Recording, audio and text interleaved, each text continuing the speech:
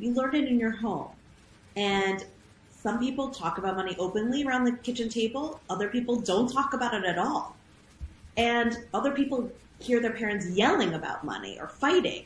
So you build a relationship with money based on people who weren't taught either, and they're passing down their traits to you. You're listening to Beyond the Claim, the show for forward-thinking risk and claims professionals curious about the latest industry trends, winning strategies, and stories from influential leaders. Let's dive in.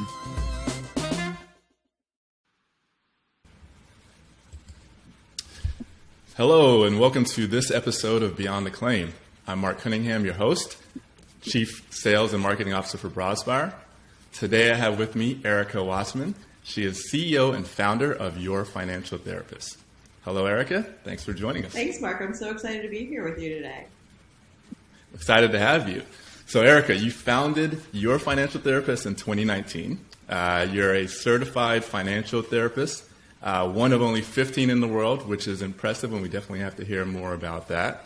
You're educated in finance and international economics, and you have a passion for others, empowering individuals and couples and companies to reshape the way they think about money.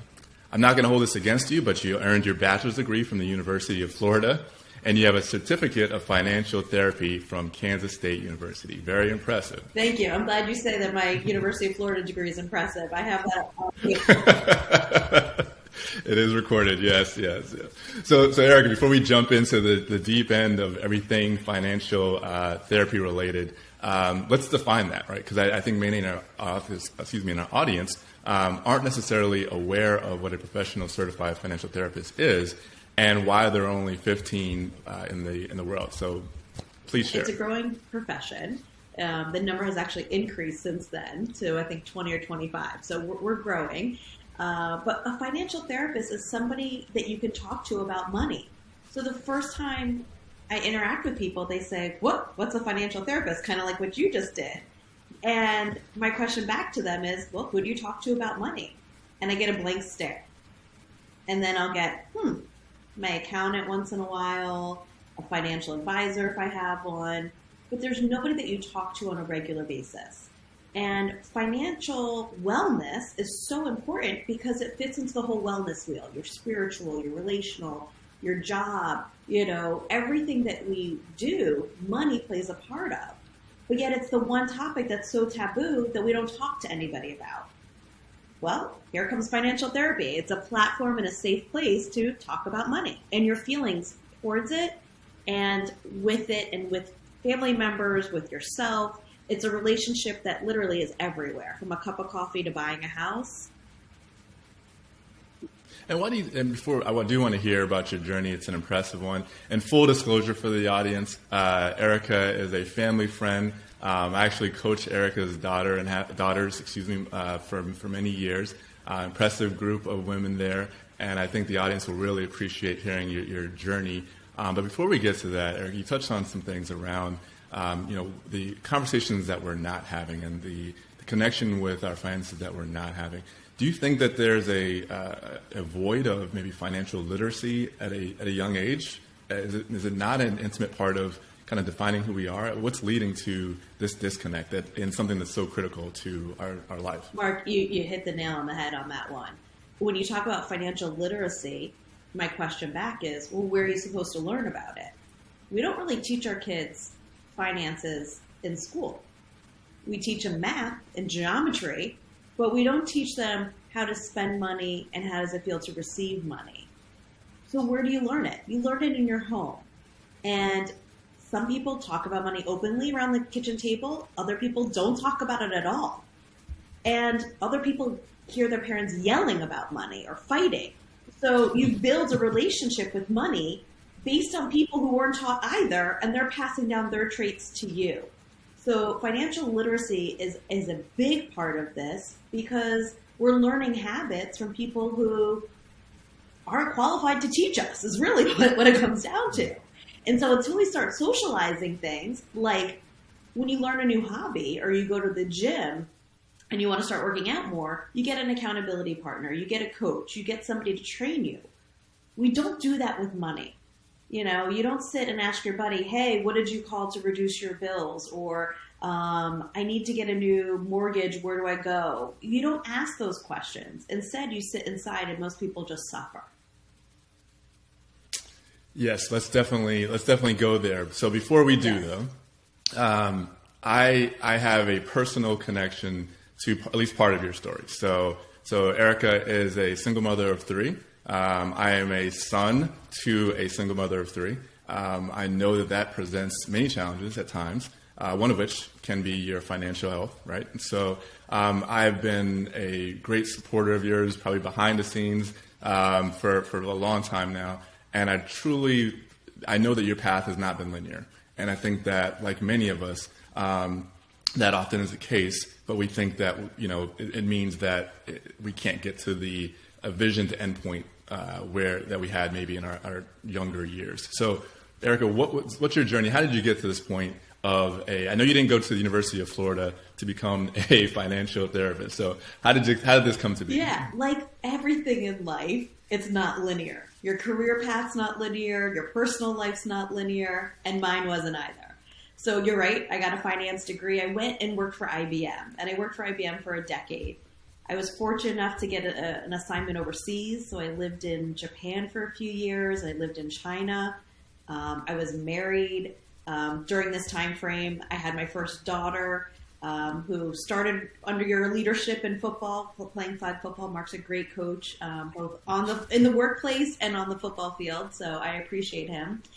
And had my daughter and realized that when I came back to the U.S. that wasn't working for me to work in corporate America anymore. I needed something with more flexibility. My husband at the time was working a ton of hours. And yes, I said at the time, because I left corporate America and I left the marriage.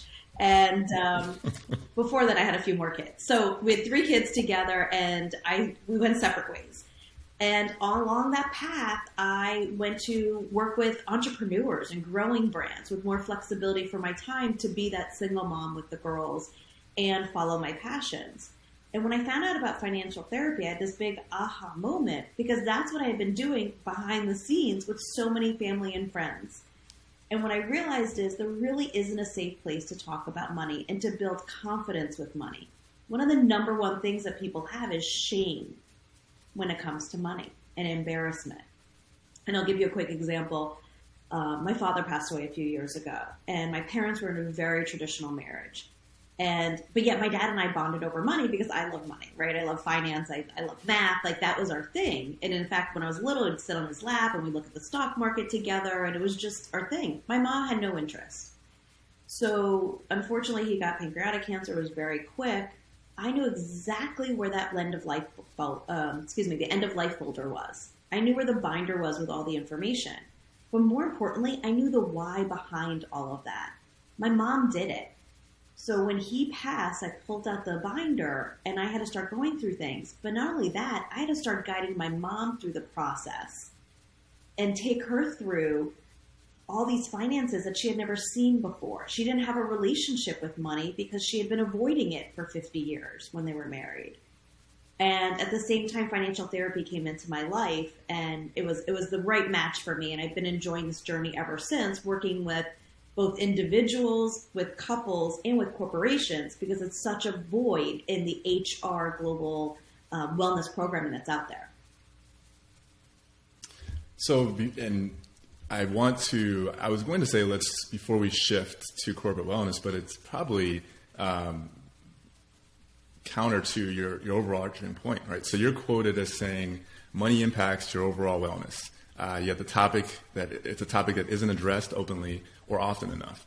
In turn, avoiding the conversation can impact your relationship, sleeping patterns, workplace productivity, and overall joy. And I think you've touched on that personally, but then also professionally. And there seems to be that disconnect, right? So you gave the example of your mother and her approach to the financials. And I think that theme is consistent for many relationships, personally, but also professionally. So when you have a corporate wellness approach or agenda, what does that consist of? Who are you targeting? Where do you see the opportunities? Where do you see the gaps and the gaps today? What's your approach? What's your model? Yeah. So first, let's talk about what's happening in the workplace. Did you know employees on average are spending an hour a day on their personal finances. Did not know that. So that's an hour a day, each employee that you have. Do the math, right? So an hour a day, it's 20 hours a month, times the employees that you have, times their hourly rate, it's actually affecting your bottom line. Now, what are they doing in that hour? They're checking their bank account, creditors are calling them. It's a variety of things that they're doing in that hour. So financial wellness is important. Now, HR is important with salary, how much people are getting, total compensation. And they think, okay, we did our part as a corporation, and they're out the door. What's happening is those issues at home are coming back into the office place. Do you know that stress shows up in funny ways? It shows up in toothaches and migraines. 51%, well, actually, I wrote this down. 66% of people, hold on, let's go back to this. I wrote it down somewhere else. So you can pause real quick here, and then we'll just pick it up at the number. Actually, I don't have it written down. But that's okay. Ready? Yep. Stress shows up in crazy ways. It can show up in toothaches, headaches, irritability. So what's happening in that calm workplace, what you're having is people calling out sick to go to doctor's appointments because they have migraines or muscle tension. Or you have people who are causing disruption within, that safe, quiet environment that you're trying to create because they're financially stressed and have no place to talk about it. So it's rolling into your workplace.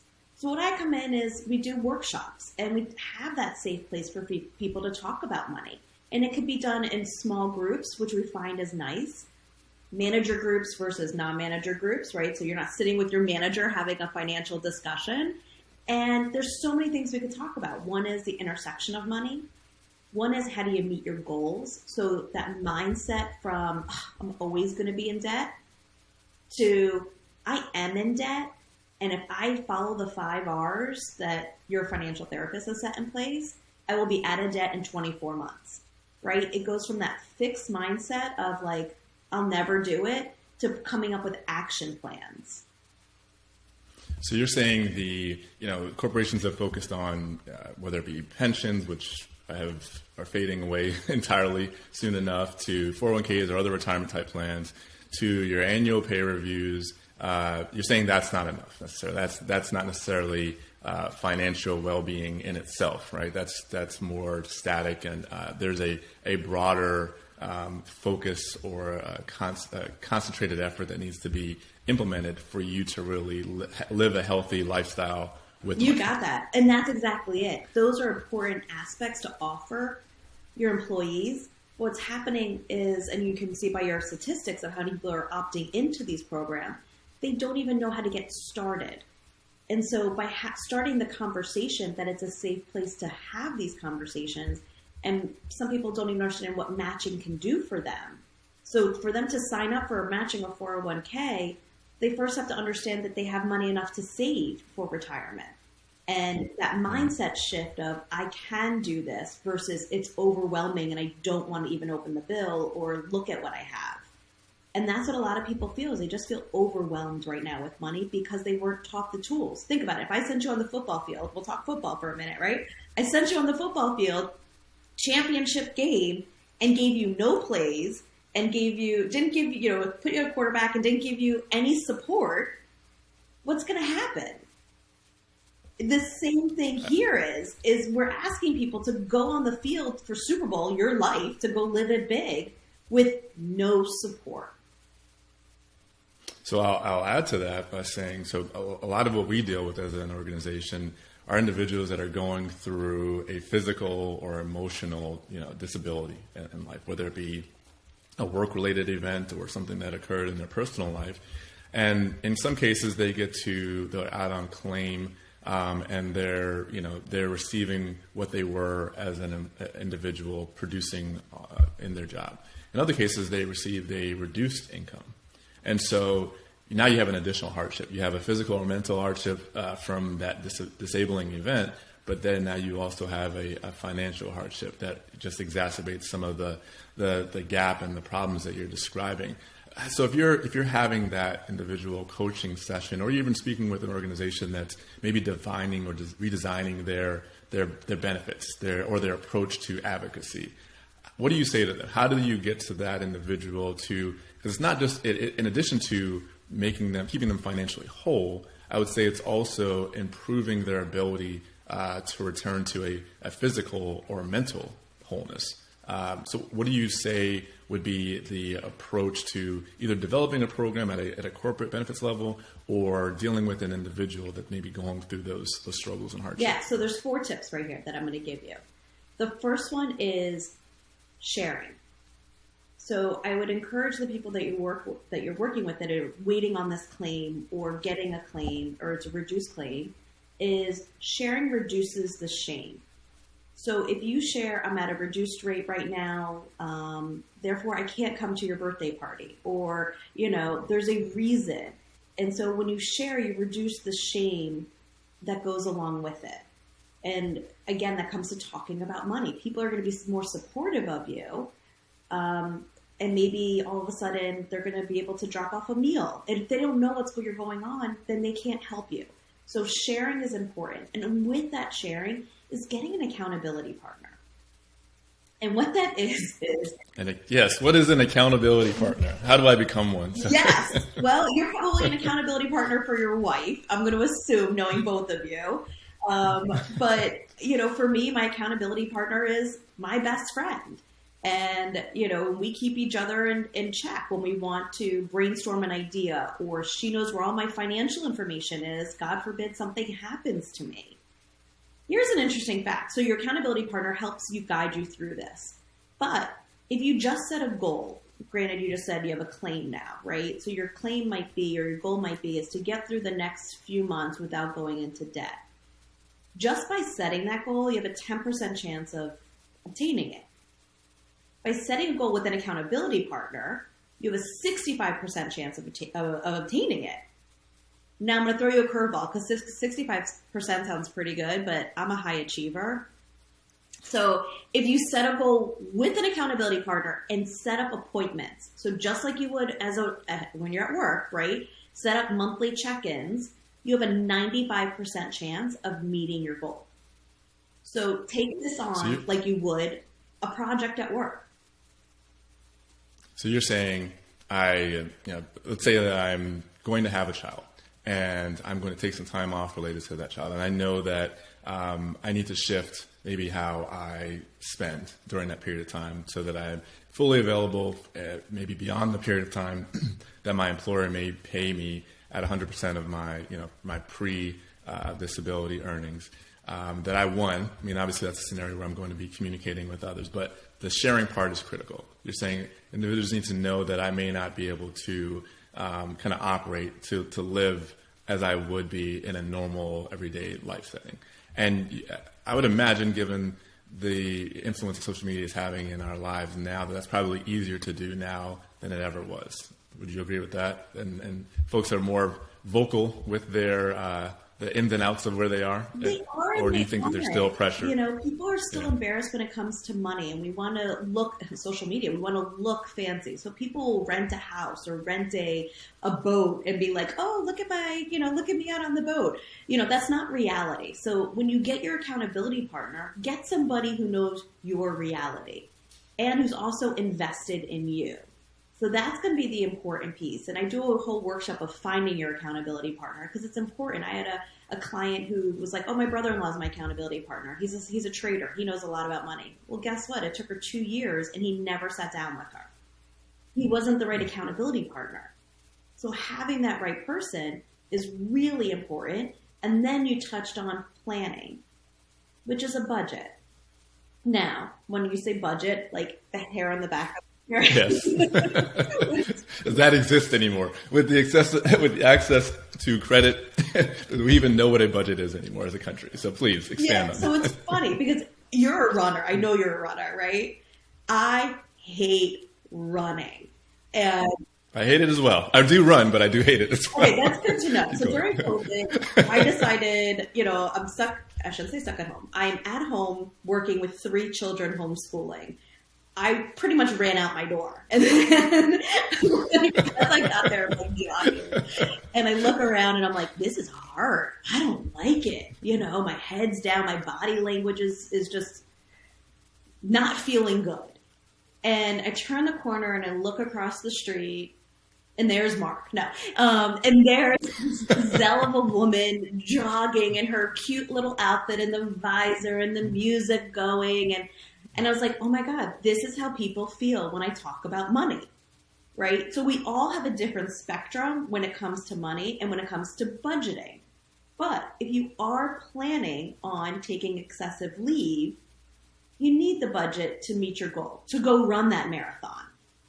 So start with some smaller steps. And I rephrase budget to calling it a yes plan.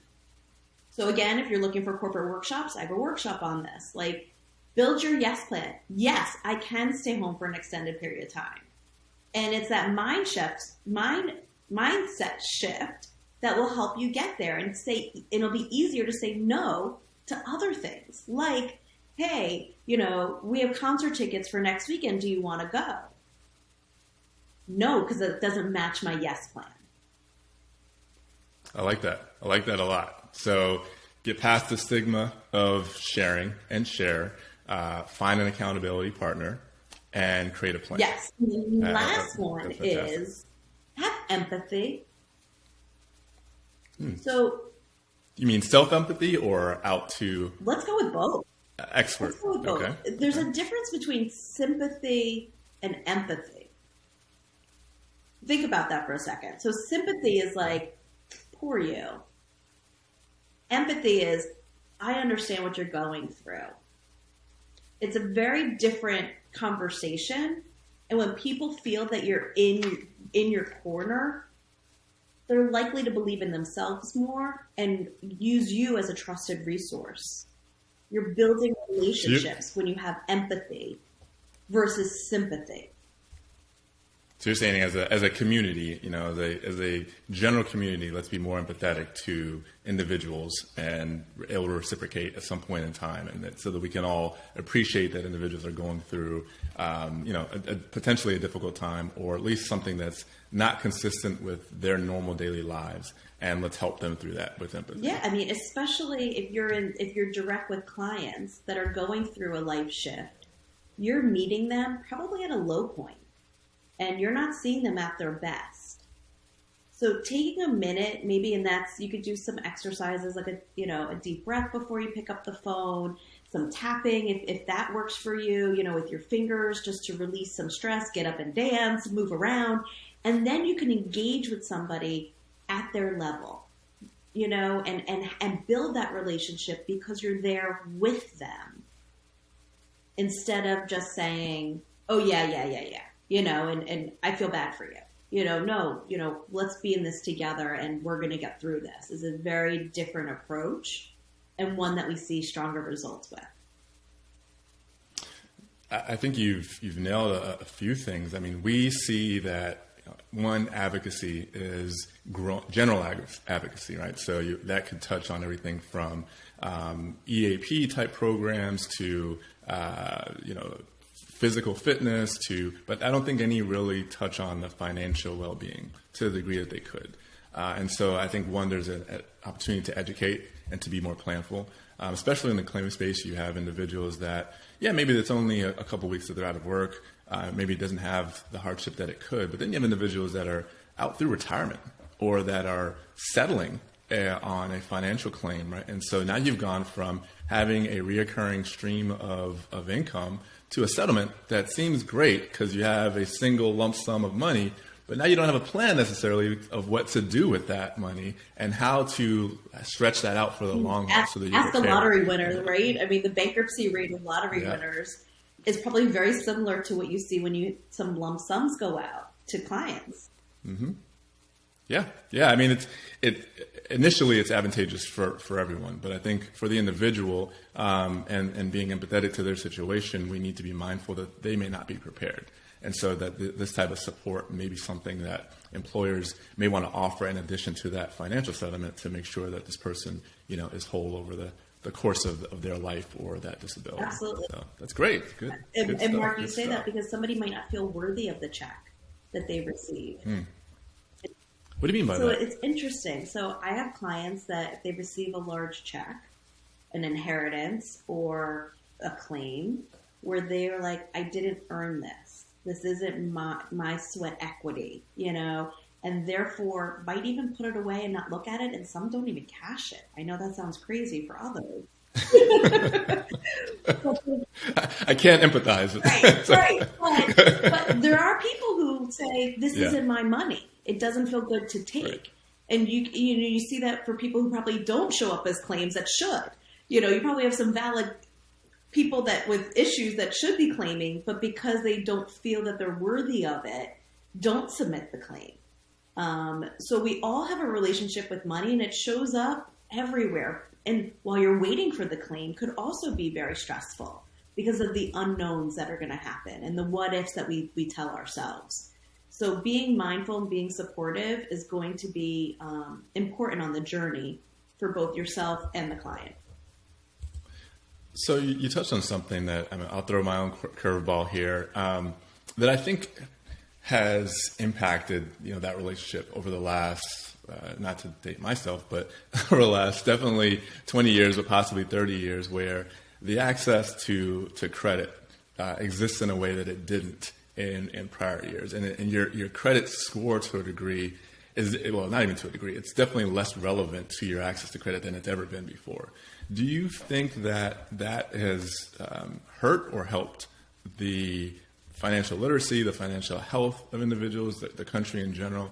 Is the fact that we can continue to live a decent lifestyle via credit a good thing, and it's probably not one answer, or does it present new challenges because now you've potentially created a new problem for yourself and digging yourself deeper into deeper debt while having challenges with access to income because either you're out on claim or you're shifting jobs? What are your thoughts on credit and its role in the financial health of our society here?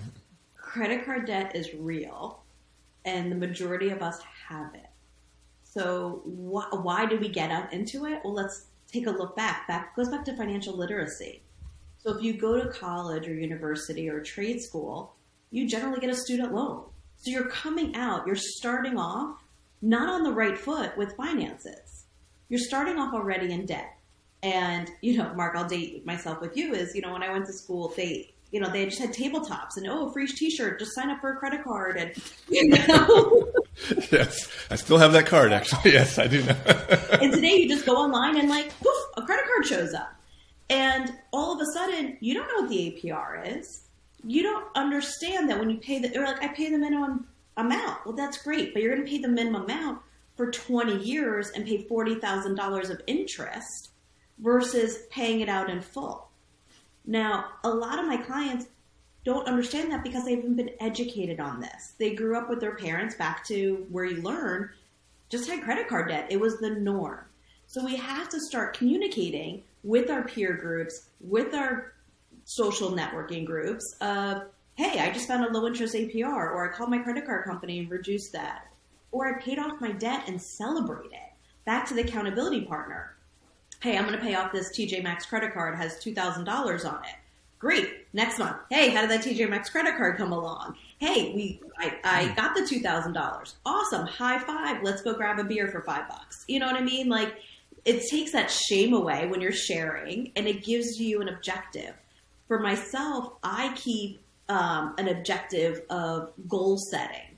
And I have some clients that do it. The churches and the schools, they do a thermometer. Yeah. So you could do the same for your credit card debt. So every time you pay off more of it, mark it, hang it up so you can see it. And it's a sense of accomplishment as you move through it. I was just going to say, I think you're on the verge of, you might want to copyright it, of a gamification of your financial well-being and therapy. Yeah, I think you may have something. I actually have cards coming out later this month. See, there you go. I should have known you were ahead of me. You typically are. Excellent. All right, so Erika, last question before we close. You have a money relationship quiz available. So tell us about that. What does that consist of? Sure. So on my website, you can find a quiz that talks about your money beliefs. And it comes with 4 different scripts. Are you money vigilant? Are you money worshiper? Your net worth equals your self-worth. Are you money status? You want to be seen in the right places. Or are you money avoider? Haven't opened up a credit card bill in months. So what it does is it gives you a snapshot back, and granted we're all a combination of these, of where you are today. And once you get a snapshot, I look at it as like a horoscope. Okay, now you know where to go next, or some of your positive and negative traits, and which ones you want to work on. And you can get that on my website at yourfinancialtherapist.com.